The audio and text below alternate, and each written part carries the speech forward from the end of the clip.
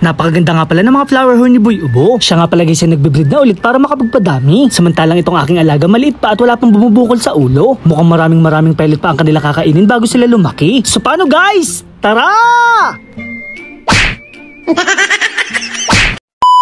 Ngayong araw nga pala guys ay bibisitahin ko si Boy Ubo. Matagal-tagal na kasi kami hindi nagtatalo at nag-aaway. Napanood ko kasi sa kanyang video na nagbe-breed siya ng flower horn. Kaya naman guys ako'y nagbadali papunta dito sa kanila. Naabutan ko nga pala si Boy Ubo nakakagising lang. Normal nga lang pala sa amin ni Boy Ubo ang ganun dahil yun ang aming batean. Agad niya naman akong pinapasok dito sa kanyang mini fish farm.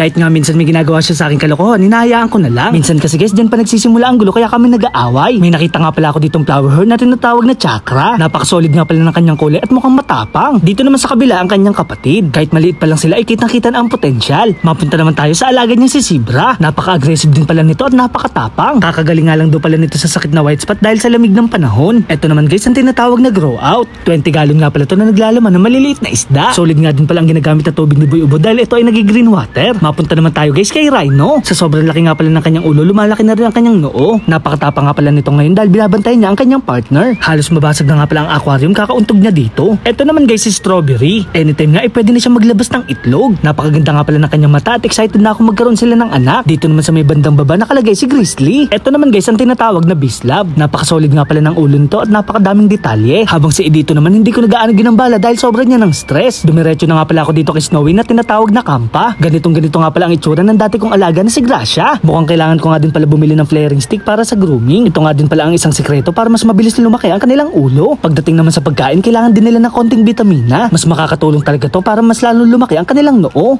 Char. Bago naman umuwi, bumili muna ako ng sampagita. Matagal-tagal ko na rin kasing hindi nasasabitan ng aming santo. Kukuha nga pala tayo ng lagayan at kutsara. Maghahalo kasi tayo dito ng pellet at vitamin. Medyo matagal kasing lumaki itong ating maalagang flower horn. Kailangan nga pala natin silang i-groom at ibuhos sa pagkain. Medyo mahihain pa nga itong ating alagang si Bread at takot pa sa tao. At dahil wala pa tayong pagkain okay ko, ito muna ipapakain ko sa kanila. Ito nga pala ipang koi fish at medyo paubos na rin. Konting piraso lang pala ang ating kakailanganin. 4 na pirasong flower horn lang kasi ang aking alaga. Pagkatapos nga ay magpapatak naman tayo ng vitamin. Ito nga pala guys ay hindi lang para sa isda. Ito nga rin kasi guys ay ginagamit sa baka, baboy at manok. May ilang patak nga lang pala ang ating kakailanganin depende sa dami ng feeds. Pagkatapos naman ito ay ating halo-haloin hanggang maabsorb ng ating pellet. Nag-iisip na nga ako ng ipapangalan dito sa isa pa nating flower horn. Napakailap nga pala nito at sobrang mahihain sa camera. Pagkatapos nga pala natin patuyin ang pellet, pwede na natin tong ipakain. Tatantsahin nga lang din pala natin ang pagpapakain sa kanila. Ito nga pala guys ay nakadepende kung gaano sila kalaki. Alam niyo naman guys kapag sobra ay nakakasama. Pinakain ko na nga din pala itong ating iba pang flower horn. Paborito naman to ng ating alagang si Taliptip. Kahit papano nga ay meron naman pagbabago sa kanyang katawan. May female din pala tayo ditong flower horn na nag-iisa. Kailangan nga pala natin tong i-condition para sa kanyang pagbibreed. Paglaki nga pala ng ating mga flower horn, pwede na nating i-partner sa kanya. So paano guys, hanggang dito na lang. Maraming salamat sa panonood.